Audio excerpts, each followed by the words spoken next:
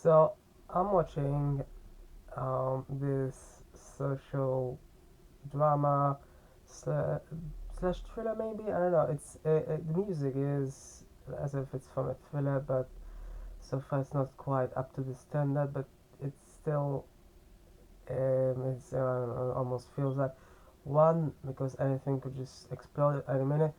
It's called 99 Homes, and you know I had no idea about it before. I mean, I had a lot of assumptions because I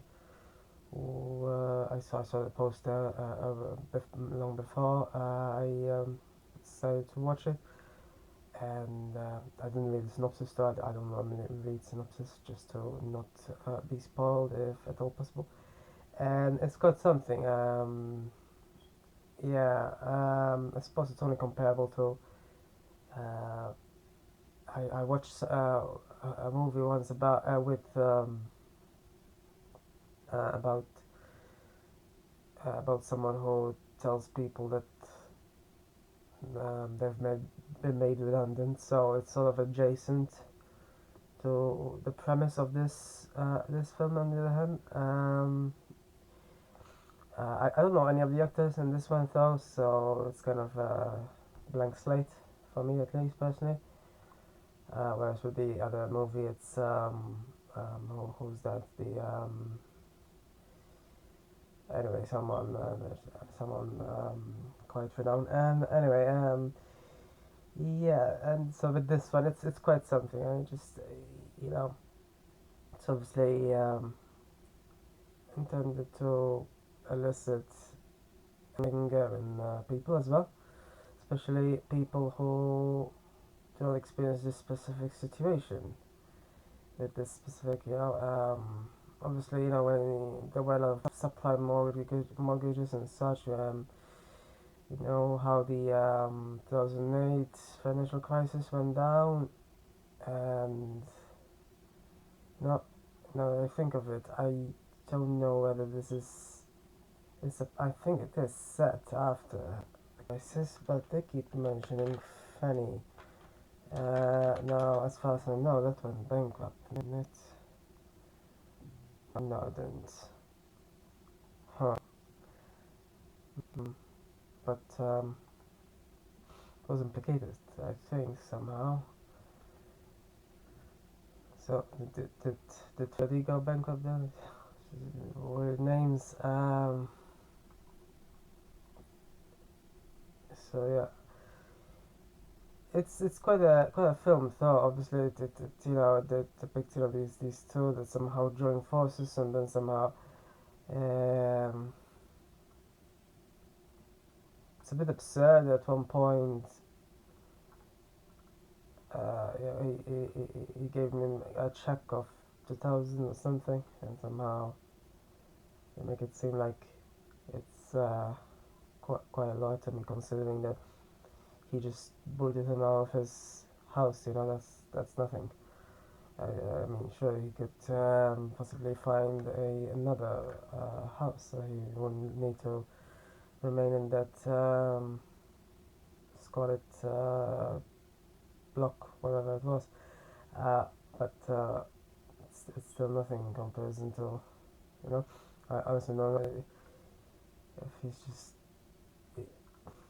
I have no idea. I mean, the very initial scene is obviously intended to showcase him as someone who is possibly sociopathic at the very least. I'm assuming. Doesn't care at all about someone committing suicide.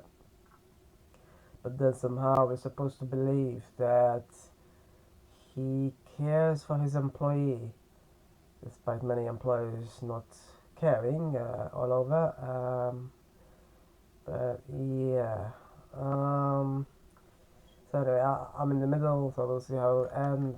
But I'm hoping that guy somehow doesn't, keep somehow sabotages him a bit or such. I don't know. That would be the thriller part, I suppose. If that's not taken, then it's a bit more of a mundane drama, I suppose. I mean, you cannot have a film where you just go around fixing houses and booting people out. I mean, That's not much, is it? I don't know. But if they turn on each other, or subtle sabotage would be best, I think, in my opinion. Also, though, I like the fact that they showed for just a few seconds how the life of these people is possibly impacted as well. So he gets phone calls from people who want to so-called remind him of what an asshole he is and such by shouting and such, and his wife gets them as well, and she even mentions divorce, even though it only seems to be a joke in passing. Uh, so it's not just one-sided, but I mean one assumes that that does happen, but who knows ultimately. So that makes it interesting, that we are seeing both sides of the spectrum here. So that's a good film, I suppose, where you don't just get pure villains and pure just you don't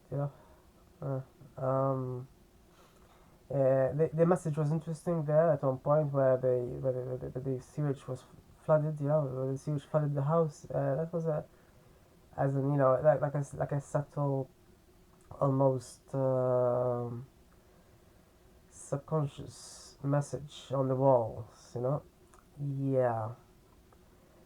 Of course, he's not supposed to be a banker himself. This other guy, he's supposed to work for bankers, so I suppose there's a difference. But he's still pretty much joined by hip, I suppose one could say. But yeah, so far, I mean, yeah, I'm just after the 1 hour point, and it isn't going at all like how I thought it would possibly go, or how it would ideally go for a film, I suppose, for a possible thriller type situation. No, the way it's going is pathetic, in my opinion, right? Not too dissimilar to um, a film I once watched called Apprentice that I also commented on. There, the person, instead of evicting people, he did even more awful job of killing them per the state. He also had qualms about his job, but he completely destroyed those qualms to destroy others, if one might say such a and this seems to be going along the same rate. I mean, I don't know what that was. So just because he got so happy just because he could get back his foreclosed home, he is totally ready to destroy others as well. And then he completely changed his mind just because Carver had that little speech of his there. Now, while I understand what Carver said, right? Um, I mean, not the fact that he mentioned church, that is ridiculous. So why he invoked Noah there of all things? Guess he should go to Russell Crowe if he wants Noah. No. So he mentioned the things here, right? The homeowner, the banks, and government, Washington in this context.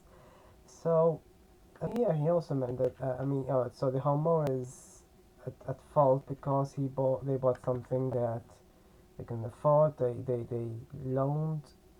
They got a loan to do it, and that's understandable. That's only how much was it? Yeah, 30,000 or something. Um, um, yeah, 30,000. A home is obviously felt much more than that, so I mean, that's no excuse to foreclose a home. But yeah. Um, so he simply he simply is justifying this whole thing somehow. He is still trying to justify by saying that they are partially to blame. I mean, if anything, it's a very small percentage, And even if subprime mortgages are considered, right? It, I mean, people aren't specialists in finances. That's what banks are supposed to be for. So why don't you blame the ones who did sell subprimes? That's the whole point. They are subprime. So why do they sell them? And they bundled them up into securities. They did all this and sold those as well. So these are banks being reckless. The banks are the ones that should be blamed, definitely. And what I don't get is why this Carver blamed adjustable rate mortgages. So, from my understanding, they do seem like they might be beneficial sometimes, but then interest rates go up, they aren't. But you know, if they're to blame, then I mean, you certainly cannot blame the homeowners for it. I mean, for its very existence. If it's something, I mean, I don't think anyone is arguing that they should be abolished, should they? I guess I can understand if you have a fixed rate, then you're guaranteed to always have that rate. But you know, if this is the point, though. So the homeowners really might have possibly, you know, bought more than they can bought more than they can afford, and but it's a very small percentage of the blame, really. I mean, if anything, uh, uh, because nobody blames variable rates. Surely, if anyone did, they just suggest. I haven't ever heard anyone suggest that they should abolish it, right? But I mean, was it? I'm not entirely sure if it was like the cause of the majority of foreclosures. I don't suppose it was, but um, otherwise, why do banks sell subprimes? And much more importantly, why do governments not regulate this industry? Clearly, this is exactly where the fault should lie. And then you get a bit in this film where people are asking, who am I screwing here, the banks or the governments? So this is the thing, right? They very much go hand in hand together, aren't both of them are screwing society essentially. Of course, governments are theoretically elected, so people can, but obviously they do not elect them based on whether they regulate the mortgage industry specifically. So it's just so unfair, though, that then uh, judges are just overwhelmed with foreclosure cases, and because of that, they do not care about individuals. I mean, at the very beginning, I'm not entirely sure what happened. I'm not sure if that really happens. He claimed that banks told him he could just not pay it. I mean, if that's true, then that is clearly where the blame should lie. There are so many fault lines here, and I've seen some other tangential movies like Call Margin, uh, um, and so I could say I was also watched documentaries like there was one on Lehman Brothers, and their behavior was so awful, right? So I actually wouldn't assign most of the blame to either banks or governments. They are very much both to blame, but I mean at most the governments are at fault is no regulation. I mean, mainly because they themselves are in the bank industry. Some of them, at least. Some are related to it. Some do lawyer work for it. Some have friends in it. It's also corrupt. This is the issue here, corruption, and somehow the people with the least percentage of the blame are entirely blamed in the end. It's absolutely awful. Um, yeah, and somehow just these things very rarely change. Then, of course, recently there was a repeal of legislation that was meant to regulate such things as well. So not only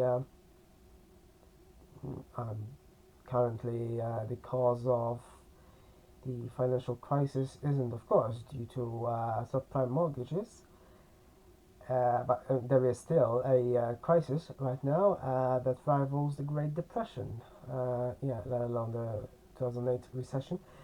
But with the repeal of regulations, after 2008, with the recent repeal, so this could only, escalate at this point.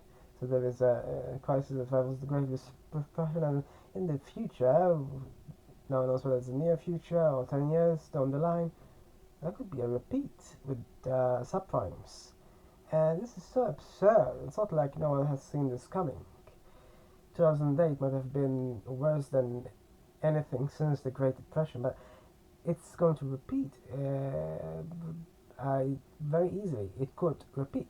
And no one is seemingly preventing exactly what made Lehman Brothers fall as well. Now, similarly, I do not blame this the person here who got foreclosed at the beginning of the movie, uh, because he sure enough, I understand he wants his house back, but the only thing he's doing is, yeah, destroying others to get his life back, and it is a similar sort of situation with the blaming of the smallest percentage of the cause of the foreclosure. It's almost like they want foreclosures, right? I mean that's the whole thing about 2008. They almost wanted it. Yeah, almost. As if somehow, yeah, that was the intention after all. And I do not, I do not then entirely blame him. Sure, the whole system, the banks themselves are to blame. I mean, whether he agrees or not to foreclose, that will happen anyway. Whether he agreed or not for Carver to be with him, he would do it anyway, or someone else would, even if Carver himself did in this film. And so, sure enough, the system is to blame. The system will continue on crushing everyone, but uh, I will still not absolve him from the responsibility, the percentage of the blame that he shares. I would absolutely not.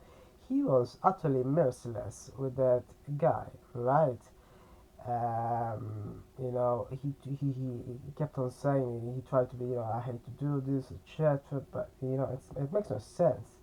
And even the fact that I don't know if it's a misunderstanding or there's something they missed or such, but the judge, even in his own case, said that they had a 30-day possibility of appeal. So what happens to that? Nothing. Just vanishes into thin air. Whole thing is so very unfair, isn't it? And makes no sense as well. I mean, but really, it's all just so awful. In the case of this person, though, I thought the ideal scenario here would be if there was some sort of subtle sabotage, but not only is there not, he's just conforming totally just to get the house back. I mean, as much as even the audience wants to, see his child, play basketball like he did later on in his own home, and be excited about painting his room. At the same in the same vein, those other children and a baby as well just got destroyed, and they won't get the same chance in all likelihood. He won't just suddenly find his own a victor and suddenly start working for him. The whole thing is so screwed up, and he agreed to do it just for his own benefit. He is no different than Carver. Yeah, that is. It's not exactly subtle, is it? He's literally called Carver, so he's carving him into his own image, practically. Uh, but he has no morals practically. He claims to have qualms. He hesitated, but then after his supposed speech, it wasn't any speech, right? It was nothing in comparison to the speech in the Great Dictator. That was something else. This was a speech that justified necessary evils. He didn't say it's a necessary evil, but that's what he implied. And then who cares, honestly, if his dad was a so-called roofer who fell? Like seriously? Oh, okay, your dad fell some decades ago. Wow, great, you totally justified and destroying many people's lives now. Congrats.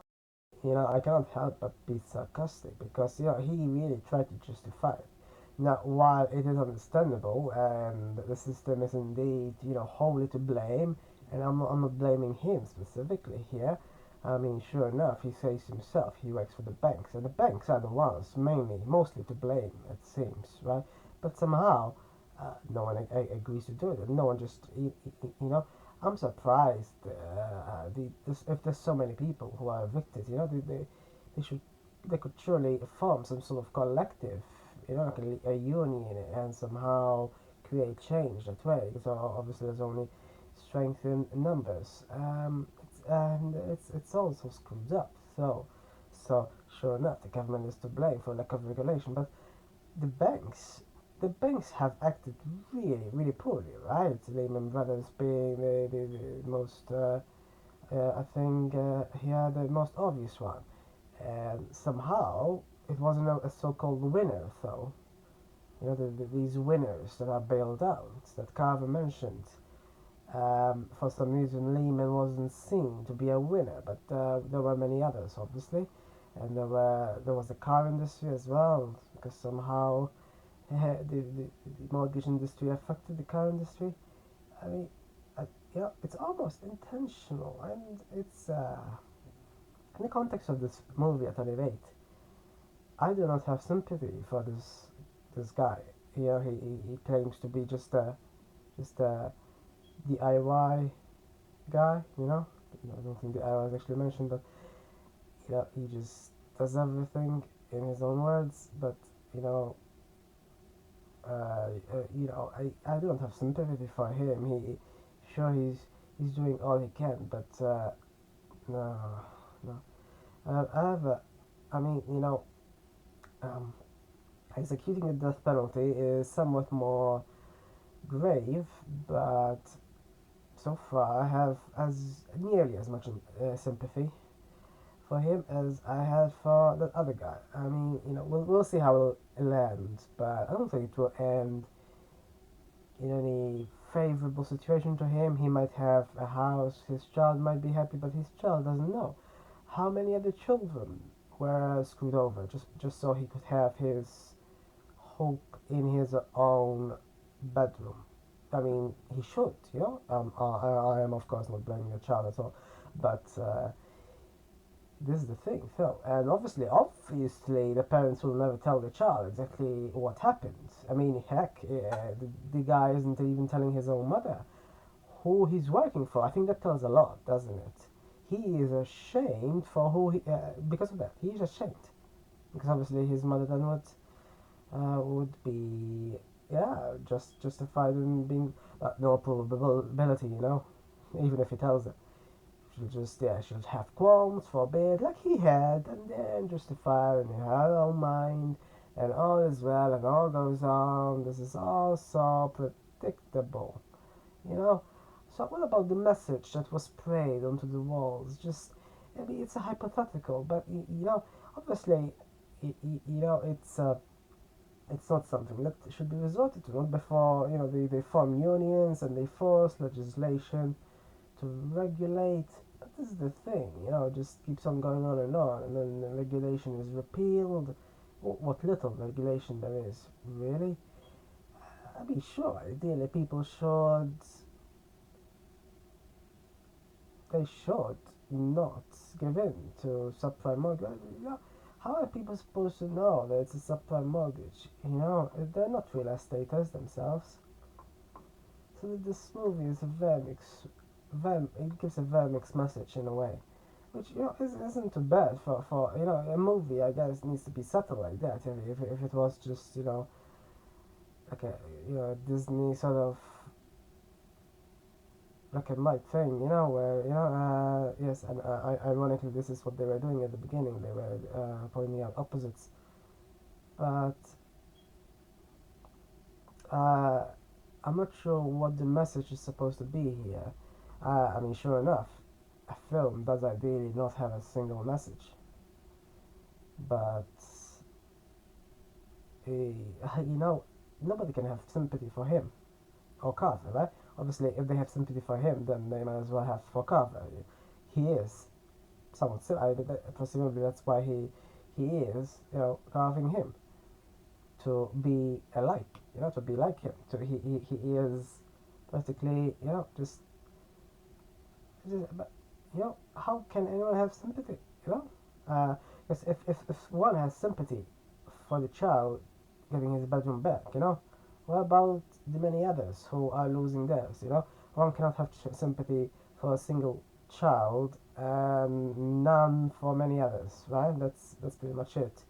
Uh, you know, and I think it's the thing here is very obvious when one sees a baby who was crying. I mean, sure, babies cry for all sorts of reasons. One knows that, but you know, the baby was crying as he was evicted, and that's pretty much it. So that's a symbol of this movie, I think. A crying evicted baby, and there's nothing else really. I mean, we'll probably never hear of the tenors again in the rest of the movie, and yet they're affected for life. It is such a cruel thing. Sure enough, sure enough, I repeat that that would have likely happened anyway because of the system. But if he resisted in this movie, specifically, if he not only had qualms, not only voiced his qualms, but acted on them somehow, like I know it would probably be some sort of quirky sort of thriller thing where if he tried to tell him exactly, just try to tell him how to get out of the situation, maybe ask the police to not intervene and just talk to him alone and then something, right? But he didn't. That would have been much more interesting, though, in my opinion. Instead, we get just real life. Wow, yeah, amazing. More and more evictions until someone takes out a pistol and someone already tried to do that. But is this a life? I mean, it's a dangerous job. Why does he even want that? It's absurd. Yeah, I mean, anyway. And by the way, I think the uh, worst bullshit he came up, Carver specifically came up with, is when he told him that borrowing, that getting a loan is somehow equivalent to theft. That is nonsense. If that isn't nonsense, I don't know what is. There's a whole industry loaning out money to people. If so, it's a whole industry of the, at best the facilitation of theft, right? If a loan is truly theft, there's there's a whole industry, right? That I am pretty sure it might also be unregulated at some points, at least when it comes to like recently there was that um, the uh, and that is anyway that is absurd for him to say that. That is so absurd, and somehow he accepted it. The guy accepted it. No, I don't blame him for I don't blame some sort of handyman for not being aware of all these nuances with loans and such. I mean, these are customers after all. They aren't supposed to be experts in the things that they buy. But the fact that he didn't even reply to that, you know. I mean, he was supposed to have some qualms over whether or not the $2,000 he just wrote a check for is stolen or not, because from it seems, I mean, it's not confirmed, but it seems like Carver is on the fraud thing. So yeah, I'm assuming, I haven't finished this film yet, but I'm assuming in typical film fashion they'd be caught and they'd be charged over these small get rich quick schemes, you know, the frauding of Fanny, you know, which is absurd because you know there's banks are doing so much worse, and yet so sure enough at the end of the movie we might have some sort of sympathy because they might have been caught, but not really. That shouldn't be so. You know, I mean, you know, especially after evicting so many people. I mean, that isn't a fraud itself, but they participated in some other things, you know, where somehow they've put in their own bodies in empty houses and they got cash for keys. So they've defrauded that specific scheme from Fannie Mae, it seems. Um, but you know they've done worse. So the audience shouldn't really feel sympathy just because of that specifically. And just if they're caught, if they're not caught, then yeah, whatever. There's many other movies where people aren't caught per se, you know. So I guess you know they might as well not. In which case, you know, we're just left feeling as we are feeling currently. But there's so much. I don't know. Honestly, I mean, sure, it is likely trying to depict this from both points of views here, from both the victors and the evictees' point of views. But the evictee then becomes the victor, so we get that twist. But you know, it's not really much of a twist in the sense that he doesn't do anything with it; he just becomes one of them, unless he does. The end, we'll see. But so far, he really has not done anything. In fact, he's just being limp, fairly limp. You know, he only voices his supposed qualms, but he doesn't even go further with them at all. You know, as I said, that's the worst bullshit in my opinion. You know, equating loans with theft. That is so wrong. I mean, it's not like he didn't try to say that you know he it's not theft because he tried to pay it back. You know, he tried to do things to pay it back, but then failed. He did try to say that, but he didn't try anything further then.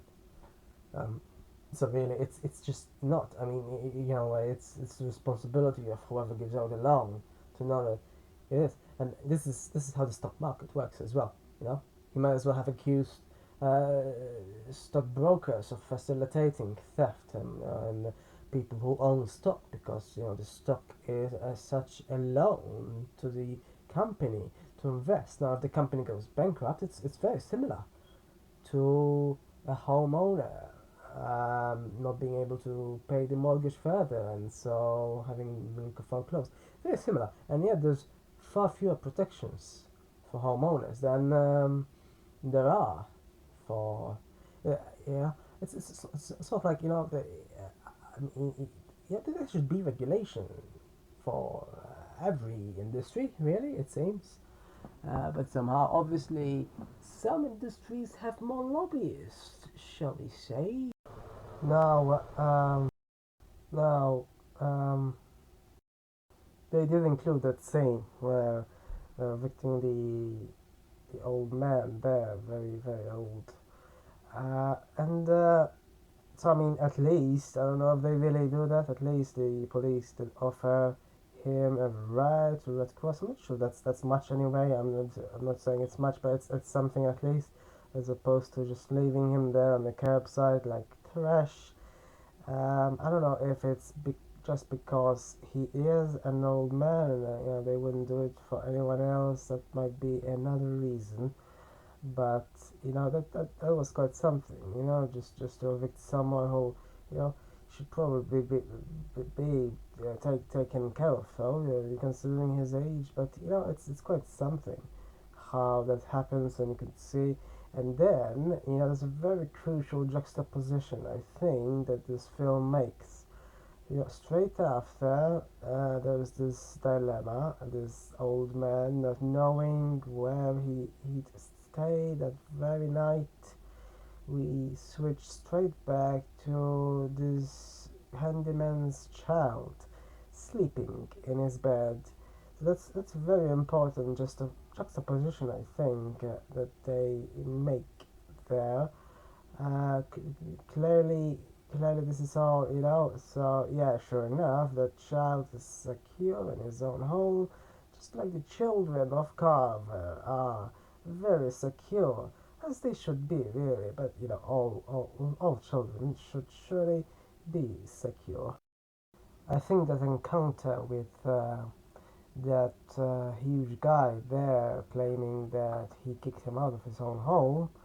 I think that very much illustrates how this whole system, this whole industry, all of these industries work on the basis that, and in a way, this also applies to the police as well and how they work.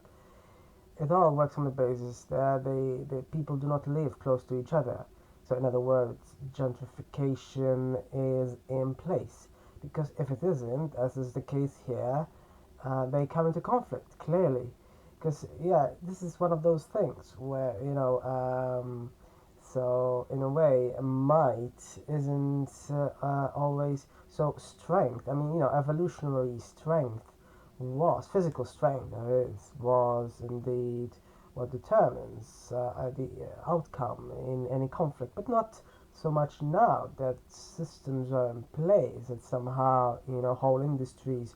Obviously, this is to do with strength in numbers then. So sure enough, it's not just an individual strength, it's a collective strength. So just like unions can do a lot working together, so can per se unions of the banking industry, banks, in other words, or governments which do not regulate them. They're all sort of unions working together against other, specifically individuals that usually do not even have unions in this case. In terms of police, then I guess you just get. Ironically, there a union is working as well in their interests, but the problem there is that they do not live together, so they do not see them as part of their community. And this might be the same here, so in a way, because if yeah, indeed, if as it happens here, if they live together, then they have conflicts. Whether they have qualms about it or not, they will have conflicts unless they do not go out of the home at all. Of course, I'm surprised he hasn't done that. So, he was having a party there, and it's a bit absurd, isn't it? I was just wondering, is this a party at your new home? Oh no, no, it's a party at a place where people go after foreclosures. I mean, it's a bit reckless, isn't it? I mean, yeah. But there we go, and he subjected his own child to that. I don't think that is worth a party, really. He could have done the same inside his own home. He celebrated his child's birthday just between three of them. Well, I don't know why other people were necessary, but somehow that happened. And it did happen to end as I suspected in my second prediction. So yeah, it didn't end as terribly as I thought it might, a la Apprentice, where he simply discards all his morals and goes along with it because why not? He has a career, etc. I mean, one could say it was done for dramatic effect. There wasn't. I suppose one could say it is subtle sabotage. It wasn't quite subtle and it wasn't sabotage per se, but it's interesting that he just went all out and admitted to it at the end. He admitted to the forgery. Um, and obviously, in real life, that is not likely to happen as much. I'm assuming. Uh, I think, though, yes, it is. It is something that is interesting to have done. I mean, so it wasn't as such, I suppose. It's just another career, just another, just a series of evictions, and that's it. That's a movie. It was something else. I think it did show how. I mean, in Apprentice, that sort of happened as well. Relationships broke down, but not much else. There wasn't any backtrack. There wasn't any real remorse. There was here. Obviously, it's open ended. There was no absolute conclusion. There weren't convictions per se. The homeowner is still the one who is blamed mostly as well, and there's likely not going to be any changes to the system by implication. And in real life, it's likely to be even worse because this doesn't even happen. So in real life, not only is there a system that is to blame, and that there obviously isn't absolute proof or confirmation that there is also forgery, but there is the possibility. Obviously, this centers around a specific case in this film where there was a forgery, but that's not always uh, certain. Obviously, in all likelihood, actually, there isn't. Sure enough, but there isn't even the need for forgery. Usually, the system seems to build up to this point where um, it just puts all the blame onto the percentage of the cause that is least. It's almost like the majority of the shareholders ganging up on the minority of shareholders in a company. I'm assuming that happens. It might happen. The possibility of that happening is there, so kind of like in any voting system in a democracy as such.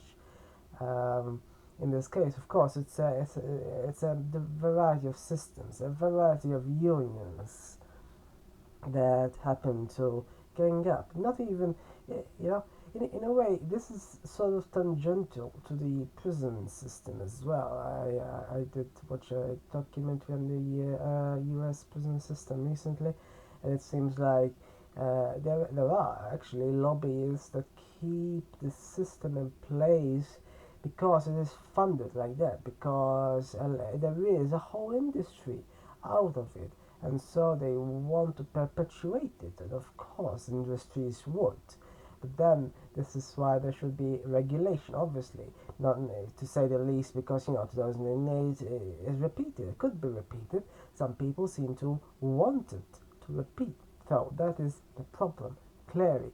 So this is both an individual personal problem, as can be seen at the end of this film, and a sociological one, a society wide problem where 2008 can be repeated, society can have an upheaval like that. And people should rationally come to a collective decision that that isn't in the interest of society at large, nor, importantly, is it in the interest of the world. So really, there should be some. I mean, yeah, there isn't even national legislation for regulation often, but let alone worldly regulation there is. But there really should be something like, even if in this case, in the case of IMF as such. I mean, I think there is. If countries default, then they require some sort of regulation against such uh, practices where repetition is likely to occur. But there really should be. I mean, I don't suppose the US does go to the IMF. That's a problem. Then the US is a self-perpetuating system of corruption, clearly, and there really should be something about it. There were advances in civil rights and stuff, but there really it wasn't any concrete. The Great Depression happened nearly a century ago, nearly a century, and yet it is very much likely to happen again at this point. Like now, something similar happened because of a pandemic, which isn't directly tied to. I suppose you cannot regulate your way out of that. You can only try to manage it well, but in a similar manner, they do not manage industries well enough to prevent it. And really, I don't know why this. I mean, it's almost like even other industries want this to happen. You know. So I mean, the car industry was affected as well. Now, Does it want for the housing industry to fail on such a scale that it's affected as well? I mean, is it so certain that it will get a bailout? I don't get it. Is it always? But anyway, in terms of this film, which actually I I have I do have a higher opinion of it than I thought I might have at the beginning. I got to admit, um, but I mean, as a film, I don't think anything else could be done. I suppose in terms of films are there to possibly affect society, but not likely. But to raise awareness at best. Um, it was so I suppose interesting. I mean, it was subtle still in a way. So I'm not blaming the film itself for doing sort of a bad job with that. I thought it might head in the wrong direction, in a mundane direction, but it didn't. But in a way, it really waited until the very end, like the last 15 minutes, where things got worse for him, where he saw ramifications for what he did. I mean, the ramifications sort of began from that visit by that burly guy at the motel. That's where he just suddenly realized that there are consequences. And then obviously he was particularly forced to tell his mother that what he was doing, even though he didn't fully admit to it. Clearly, he had shame from the beginning, and then the shame took over, and that's why he ended up admitting to it. So there is a conflict. That is good that the film does that. There is an internal and external conflict, and then when he gets drunk at that party, he sees. But there is clearly some sort of problem, right? But he still tries to enjoy himself. I mean, I suppose that is human for that to happen. But he's at that party and he's kissing strangers after that guy confronted him, despite still living in that motel. So he didn't care too much about his own child and mother. For that to for the alcohol to take over and him not caring too much about what might happen at that exact moment to his mother and child. He didn't. So in that sense, that is his own personal failure. But then shame did take over, partly because a contributing factor clearly is the fact that his mother seems to have left and taken his child to Tampa, presumably Tampa, as she claimed she wanted to do to her brother or some other relative, as she mentioned.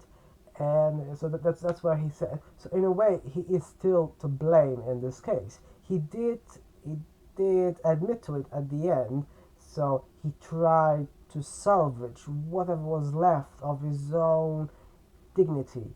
But in my opinion, he didn't manage it because it took his mother disappearing from that house at the end and taking his child with her for him to do that. If she didn't do that, I don't suppose he would have admitted to it. He would have just let the police do whatever but he did at the end. So there is something. There is something clearly much better than Apprentice ever did. With his, I mean, that is quite something. Where he just asked in Apprentice, he just had qualms about whether they should do this, even over something that isn't even like not something as clear cut as as a person murdered someone. For them to be murdered in turn by the state, quid pro quo in the sense. No, there are death penalties for even non-murder offenses, which is absolutely offensive, in itself. Absurd as well, because it's simply destroying society. And how society at large can be fine with that, I have no idea. Um, uh, I think this is even a case in the U.S. I mean, obviously, this is not a film that was about that. This was about, but it was, I suppose, sort of tangential. In this case, though, he is ever so slightly more redeemed than that other guy was. All that other guy did is break his own furniture, you know, as opposed to this guy who lost his practically his mother's respect for him, and his child disappeared from his home. So, and then somehow he drank himself all night in front of his empty home. So he is in this so-called box all alone, drinking himself to death. So in a way, there is no difference between him and his own father that he mentioned, who seemingly did just that. And that is how it is a reflection then. The film is clearly reflecting. And then we end the film with a shot of the child who was about to be evicted, but then that is still uncertain. They might, the system might very well. The whole thing is so overwhelmingly opposed to even basic rationality that might very well still happen, despite there being a forgery, or it might not. The film isn't certain about it. I suppose ambivalence has its value in this case, but in my opinion, this guy, despite still having a small percentage of the blame for all the evictions, sure enough, it's a system. A system is composed of a variety of factors. So, 100% of it is due to a variety of factors, and a variety of factors is to blame, but that doesn't mean that all of them aren't to blame. 100% is the cause, so they are all to blame. But yeah, sure enough, we need to blame the largest percentage, usually. If shareholders vote for a company to go in a certain direction, then they are to blame, mainly. Sure enough, shareholders who, in this case, though, a system is even more to blame in the sense because, if you get a minority of shareholders who do not vote to go in a certain direction, then in a way that they aren't to blame at all, almost, besides the fact that they are shareholders. So in this sense, they're still contributing the finances for the company to go forward. They still have the option to withdraw their finances and the share goes down. In this sense, voters at large in a democracy have the option to vote out these people. But then, as that guy with a gun at the end said, the judge wasn't up for re-election, so he wasn't even. Many other countries, of course, don't even have judges up for re-election. But even that, I have read that even judges in the U.S. are very not yeah. Uh, it isn't a very clear-cut system, and obviously it's a very partisan system as well. But people might not be voting rationally for what the judges and what they did in cases, but then that's up to them. At least they're up for re-election. But in this specific case, for this person, sure enough, the judge wasn't up for re-election in that year. Presumably, he might be in 5 years or so, but by then, people will have forgotten. So there's a problem of a system. But in this case, yes, judges are to blame as well. Maybe not so much for the fact that they have thousands of cases to process, so they cannot focus so much on each case, and they cannot do so with empathy for it. There's so many to process, and they run out of empathy. It's a deficit of attention, a deficit of, So in the sense, they're not to blame for these human qualities. It's simply it's barely a human quality at this point. The system completely subtracts all these any possibility that there might be any even, but the system is still to blame, right? And sure enough, the majority of the system here, the majority of the causes of the system are to blame. But in a way, the system as a whole is still wholly to blame than even shareholders are, because it's still a system. So whether or not the realtors are the majority of the cause, or the victors themselves, or even the ones who simply take care of the house before it is up to say up for sale, or even the ones who put it up for sale, you know, they might have a smaller percentage of the share of blame, but they are still to blame in the sense, because they're still doing something, as opposed to, a minority of shareholders who vote against the direction of the company. You know, if that company then, if the majority of shareholders vote for that company to go in some direction, and it fails, it goes bankrupt, then sure enough they're to blame. But despite that, everyone will still lose their shares in that sense. So the majority of shareholders will still make everyone suffer. But in this case, the system is still going against. Yeah, so it is still to blame, though, and this is why I still blame this guy, even though he did confess at the end. But he only confessed as if he only pretty much did it because he was cornered himself. He didn't do it because it seemed right at the beginning. He still didn't care about, and he only did it because if that guy didn't have a siege mentality, if there wasn't a siege at the end, he probably wouldn't have done it.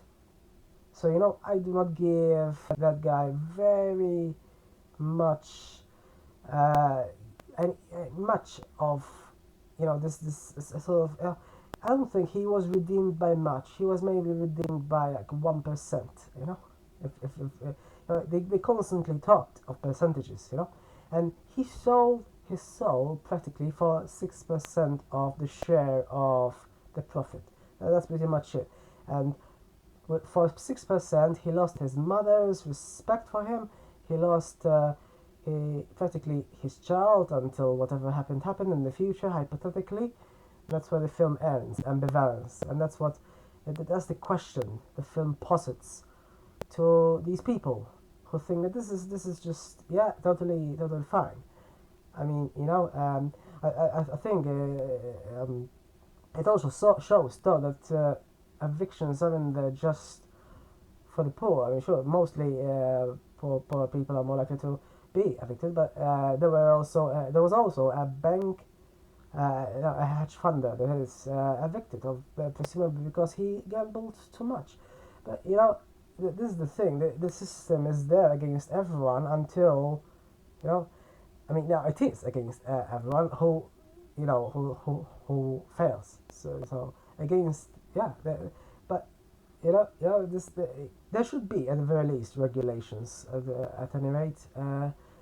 But ultimately, the it's not the individuals, but it's both an individual and collective responsibility at any rate. But suppose that's pretty much it, I guess. It is a not a badly made film, really. It's done as suppose as good as well as it may be, and it doesn't go in the totally unsubtle sort of ball direction, but it's still, I mean, it's mostly, it's sort of mundane for most of it. I don't know why those speeches were included personally, Carver's speeches, that is, you know. Carver is obviously more to blame than the other guy, but ultimately this is the thing. It's a system, so the system should be really improved from bottom up, in my opinion. But anyway, as a film as it is, it did highlight things as they should be, I suppose.